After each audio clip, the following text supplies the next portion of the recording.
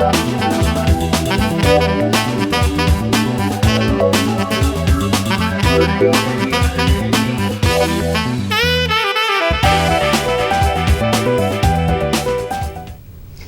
and welcome to Jill Pearson Profiles. I'm your host, Jill Pearson. We're lucky enough today to have our guest, Heather Cox Richardson, return for another program because it was just so interesting hearing what she had to say about the history of the Republican Party. And I'll just mention to you again, in case any of you missed the last program, that Heather is professor of history at Boston College.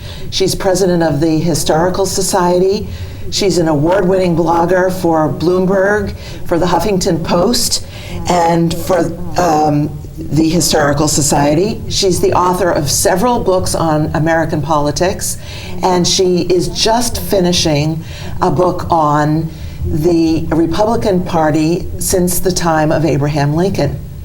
And she lives in Winchester and has 3 children. And Heather, thank you so much for coming back. I really appreciate it. It's a pleasure to be here. Now, where we left off in our last show, you were talking about President Reagan and how he was known as the great communicator. Yes, and this is the second half as we were talking about the whole sweep of the modern day Republican Party being anchored really in the 1920s and in opposition to the New Deal in the 1930s. And I said that Reagan was the halfway mark. From Reagan on is a new phase, if you will, of that modern party, in that, as I said before in the last program, that the idea that Buckley had in 1951, William F. Buckley Jr. had in 1951, was that you couldn't trust people to make good decisions if you presented them with facts. You had to engage in a war of ideas, if you will, in which you used symbols and you used language to construct a reality that people would either support or not. And beginning in 1968, with the election of 1968 and Nixon's campaign, the Republican Party begins to use media very, very effectively to try and convince people that they should elect Nixon simply because he's going to be the guy who does the right thing. And he really doesn't have a lot of programs in '68. What he has is really good media. And what they do is they manage to have a number of simply brilliant TV spots. Still are simply brilliant TV spots. Are available on YouTube if anybody wants to see them, that are sort of sped up Ken Burns films where they show images that make you think Nixon is going to be the guy who's going to solve Vietnam, solve the economy, solve the youth crisis, all those things. But they also have, and they hire a young TV man who understands TV, who sets up Nixon in very carefully crafted scenarios with very carefully crafted audiences to ask very carefully crafted questions. And that man is Roger Ailes, who's going to go on to start Fox News. That's in '68. Reagan is an actor. He's the great communicator. And what he does brilliantly is he manages to set up the dichotomy that William F. Buckley was talking about, that there's communism, that's the bad thing, and there's good red-blooded Americans. Those good red-blooded Americans are the ones who pay taxes, work hard, and don't ask the government for anything. Anybody who wants labor legislation, civil rights legislation, legislation to help women succeed in the economy or to be protected, they are trying to redistribute wealth. They are communists, and the reason for that is that in order to put those programs in place, in order to have the troops with Eisenhower in Arkansas, for example, or in order to have civil rights legislation, in order to have women's legislation, you're going to have bureaucrats. You're going to have people in government, and that's going to cost money. And that money is going to come from taxpayers. That's the dichotomy that Buckley begins to set up in 1951, and that's the dichotomy that in 1980 Reagan brings so brilliantly to the political sphere. There's the Americans who just want to work hard, they want to work their way up, and there's all those people who want a handout. There's the welfare queen. Reagan is the one who popularizes the welfare queen. He's not the first one to talk about it. The term. Yes. The idea really comes out of the Nixon after 1970. But the idea that there are people in America who are milking the system, who just want to redistribute wealth, who are lazy, who don't want to actually work hard and make America great. Reagan is the one who really popularizes that, and he manages to continue the divisions that Nixon talked about. But Nixon was such a thoroughly dislikable character. I mean, he was secretive. He was very bright, but he was secretive, and he was very loyal to people he loved, like his wife. But people didn't really like Nixon. People loved Reagan. Reagan was the great communicator. People listened to what he had to say, and it all made sense. It was all so clear and so clean. And Reagan starts this period that spreads over the next 20 years or so, where the image of what's happening in America, the good guys versus the bad guys, becomes far more important than the reality. And the reality, as we know, is that Reagan ran huge deficits. He ran up the debt, and it's in actually beginning in 1980 that we start to get what economists call the Great Divergence, that in fact the wealthy get way wealthy and everybody else really starts to fall behind, and we get this huge stratification of wealth in American society beginning under the Reagan administration. But that's not what he's talking about. He talks about the good guys versus the bad guys, and that you see playing out for the next 20 years. That's just amazing to me. And you said before that the next Republican president, George H.W. Bush, was not part of that philosophy. He was, I don't want to call him a moderate. He's not a moderate in the Eisenhower sense. He was a staunch supporter of Nixon, for example, even after things got really bad with Watergate. But he is still operating within the reality within fiscal realities. And he calls, if you remember, for compassionate conservatism. He's trying in a way to resurrect a version of Eisenhower republicanism where he tries to balance the budget. That's what sinks him, as he promises when he campaigns that there will be no new taxes. Read my lips, no new taxes. Yes. And then he raises taxes. And that absolutely sinks him with movement conservatives, because the whole idea of movement conservatism coming out of Buckley, Goldwater, Reagan is that although, again, that's more image than reality for Reagan. He does, in fact, raise taxes on his watch. But the idea is that taxes are always bad.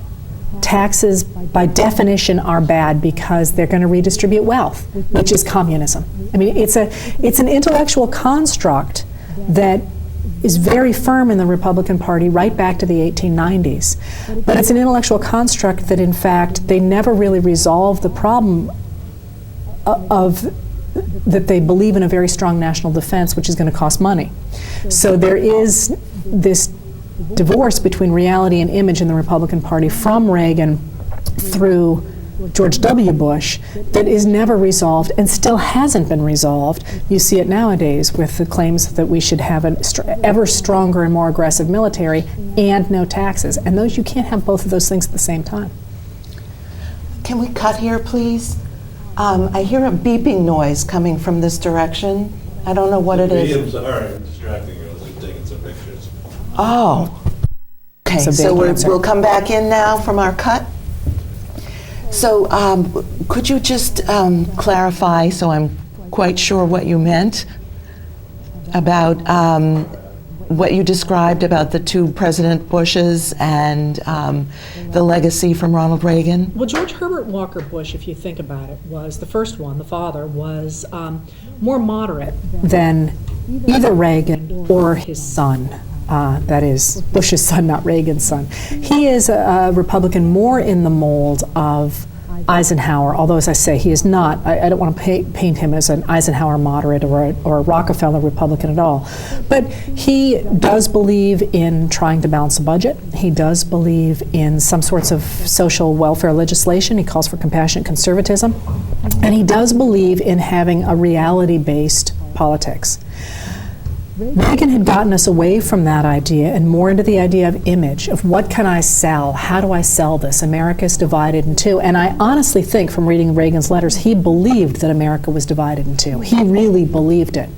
By the time you get to George W. Bush's presidency, you actually have, in this astonishing interview, you actually have George W. Bush's administration people talking about how reality doesn't matter, that they will make their own reality, and that the journalists are simply going to have to react to that. It's very famous that Dick Cheney said deficits don't matter, but they talk about how the ideology is so right, the same way that William F. Buckley did, that none of the pesky little details matter, because the ideology, the ideas are so correct, because they're not communism, they're true Americanism, they're what the Founding Fathers wanted, and that is the end and the true vision, amen. And that, the problem with that, is you can see around us in the present, is that it doesn't square with reality. And it can't last. The Republican Party can't continue to operate within a set of principles that actually don't take into account anything since the 1920s. And people have talked a little bit in this last election about how this last election was really a war on the New Deal. That's exactly what it was and what it has been. Can you explain that?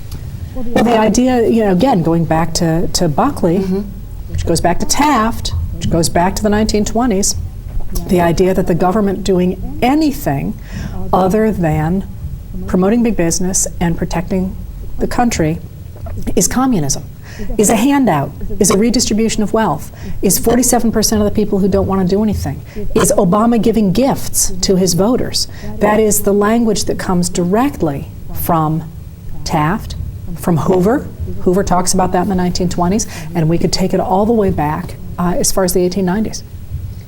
That's very interesting. And then how do we get the Tea Party fitting in here? Well, the Tea Party you can come at the Tea Party in a number of different ways, but if you want to tie it back to this whole idea of image, one of the really interesting things about the Tea Party is it rose within a few years, which historically is not necessarily a huge difference, as the Occupy movement. And one of the really important things about both the Tea Party and the Occupy movement is they were largely inarticulate. Can you just explain what the Occupy movement is? The Occupy movement was, if you will, well, they're both a little bit amorphous when they first rise. Okay. So maybe I'm describing both of them. The Tea Party doesn't like big government. Well, often the Occupy movement, which was theoretically the left-wing version of the right-wing Tea Party, didn't like government either. What they really stood for was, we don't like things the way they are right now. And the Occupy movement was overwhelmingly Republican. I'm sorry, I got that backward. The Tea Party movement was overwhelmingly Republican, and the Occupy movement was overwhelmingly Democratic, although the Occupy movement was far less politically involved than the Tea Party movement was. But they were all people who were saying, we just don't like the way things are now. That's right. They didn't necessarily have a better alternative or any rational ways to get there. At first. Okay. But what the Tea Party movement had that the Occupy movement didn't was Fox News. And Fox News, run by Roger Ailes, the same man who so carefully packaged Nixon, Yes. the same man who so carefully has packaged the Republican Party, gave the Tea Partiers a very specific voice, cut out a lot of people who weren't echoing what he said. The Fox News publicized the Tea Party events, articulated the Tea Party events. I'm sure you've read about the scandals where they said they were far bigger than they were, all sorts of techniques to make the Tea Party articulate the same vision that we've been hearing about since the 1950s with Bill Buckley. The Occupy movement had nothing like that. CNBC didn't pick them up, or MSNBC didn't pick them up. They didn't have a spokesperson. So, you ask the Occupy movement, what do you stand for? And some guy would stand for, living life in freedom, and somebody else would stand for, puppies and unicorns. The Tea Party had an articulate ideology behind it, thanks to Roger Ailes. Yeah. And so it was really Fox thanks to News. Image. And Fox News's coverage of the Tea Party, which sometimes was deliberately not accurate, you're saying? It channeled it. It channeled these impulses that were throughout society, as there always are during a huge economic contraction and fear and tension. There's always people who are unhappy. for either because they've lost their retirement, or because they've lost their jobs, or because they're frightened, or because society's changing, or because, fill in the blank. You always have those people. But the Tea Party got a vision, thanks to Fox News, in a way that the other people, the Occupy movement is the one that jumps to mind, but there are plenty of movements. There's the Alaska independence movement. There's Vermont's got an independence movement. There's all sorts of people who did not get that same language that the Tea Partiers got because they had Roger Ailes. I had no idea. Isn't it cool? It's unbelievable. You once told me, I think it was after the previous presidential election, or maybe 2 elections ago, that if you superimposed a map of the states that seceded from the Union or tried to secede in the Civil War over a map of the states that voted Republican, they would be the same states. Republican today. Today. Yeah. Can you explain that? And yeah, that's a really important point. And you see this a lot online. Everybody says, oh, it proves they're all racist.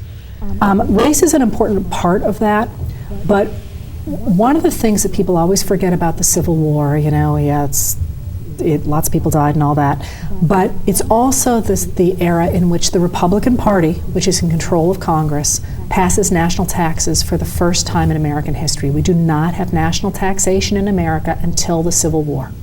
During the Civil War, the Republicans invent both national, they're not called sales taxes, but that's essentially what they are, and the income tax.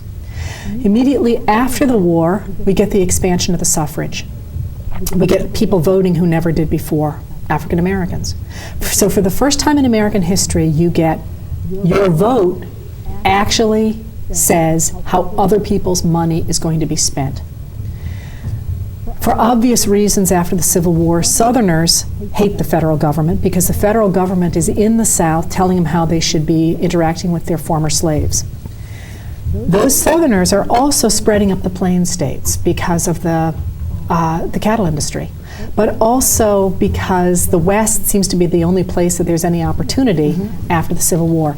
So you get, and Westerners hate the federal government, not only because they don't want to be told how to interact with African Americans, but also because the federal government is supposed to be surveying the land, and they're doing a terrible job. They don't show up a lot of the time, and because the American government's at war with the Indians, and Westerners think that the federal government is too protective of the Indians. It's being too nice to them. So you get in the lower west, the South and the Plains states, a hatred of the federal government that is going to persist throughout American history, with a really brief window during the New Deal when those regions like the federal government. But other than that, and race ties into this, they don't want African Americans voting about how their money's going to be spent, but it's also about the federal government. And it is no accident that after desegregation in the 1960s, we get the image of the American West taking off. Blue jeans.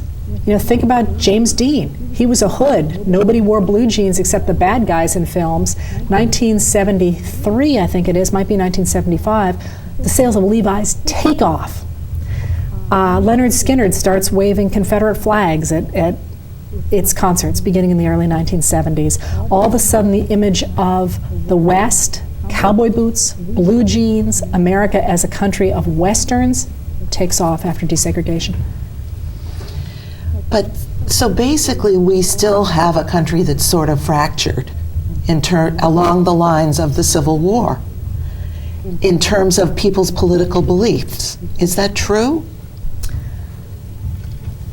That's a simple version of it, but yeah, I'd say it is true, because the central question of the relationship between the American individual and the government has really, truly never been fully resolved since the Civil War. What is the government's responsibility to an American citizen, and who can be an American citizen? And I'm not just talking about undocumented immigrants, I'm talking about whom do we include and why? And who should have a say over what the government does? And that, it seems to me, was one of the central points of the last election. It certainly was. But how can we heal this fracture? Is there any way that we can have more communication among the states that differ so much? I mean, it feels uncomfortable to me as an American to think there are states that people are assuming will vote a certain way. It doesn't really matter who the candidate is. It just matters what his party is, and you already know how the state's going to vote.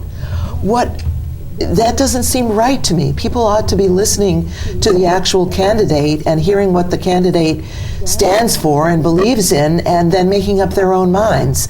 And if they're just voting along with their state, they're not making up their own minds. Well, it seems to me there's a number of ways that this can be taken care of, and they some are quick fixes and some are not. The first is better education, and there's a great story behind that. That's a long-term solution. A much shorter-term solution is to get rid of the Electoral College, because right now, if you sit there and you've got a state that's a winner-take-all state, there's no point in politicians having to give a message that works in both Wyoming and in New York City, because they know which ways those two places are going. You can speak just to those regions and choose not even to campaign in those states if you want. So if you got rid of the Electoral College and we went back to went to a popular vote, candidates would have to be acceptable in all states because they would need every vote they could possibly get. Are you in favor of doing away with the Electoral College? Well, I'm a traditionalist, but I have to say I think probably yes. I think it's gotten, where we are now is not tenable. But that being said, I'm not as worried as many people are. That is, if you look at the long sweep of American history, we're more polarized now than we were in the 1850s. And in fact, we're swinging the other way. We get these ebbs and flows, and I think the last election was a real sign that we're moving back toward compromise.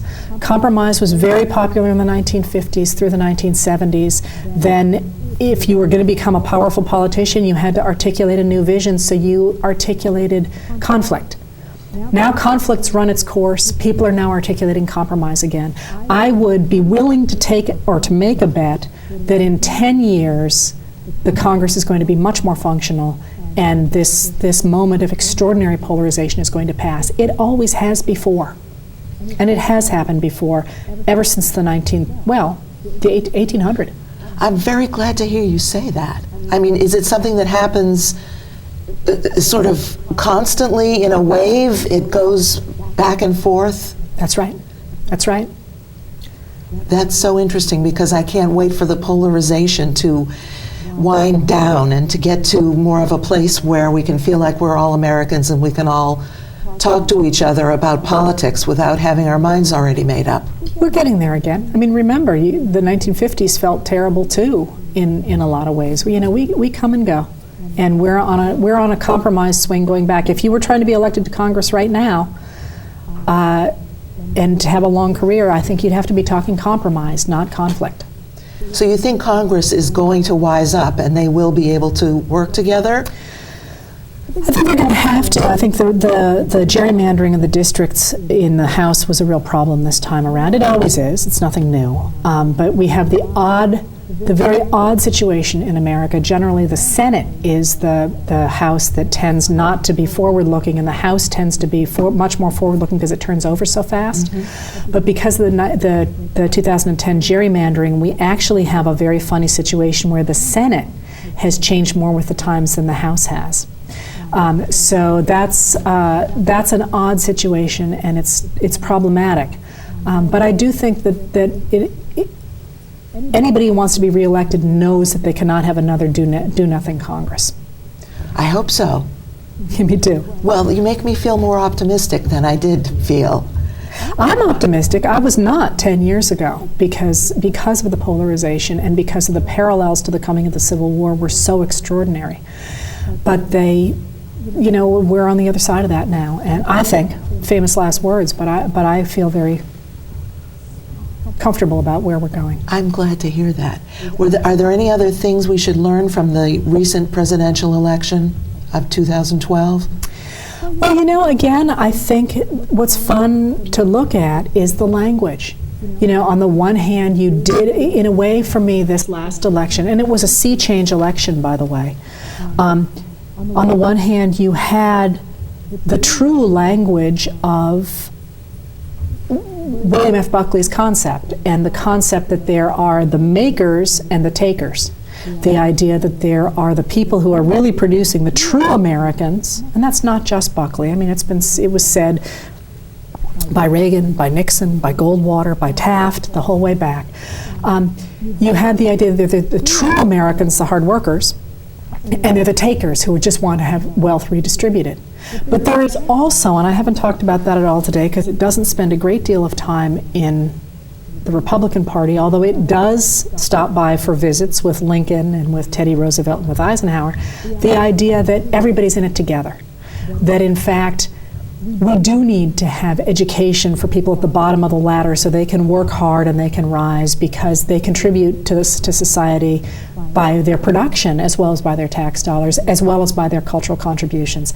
And that language on really between the two parties played out articulately in this election in a way that it has not for at least the last 10, 15 years. So that was a very good sign. I think so. I like when people talk about us all doing this together. Well, that certainly is very important, and that's the way I think about America, is we are all in this together, and the most important thing is public education. Which is what Eisenhower was all about, and Teddy Roosevelt was all about, and Lincoln. Remember, it's Lincoln who gives us our public universities. Yes, and that public education has to be good in every state and available to every person. And then people will be intelligent enough to make their own choices. Buckley notwithstanding. Yes. That's correct, yes. Exactly, contrary to what Buckley thought. Let everybody be well enough educated and smart enough and well informed enough to make their own choices. Anything else that we should know to help make our country better?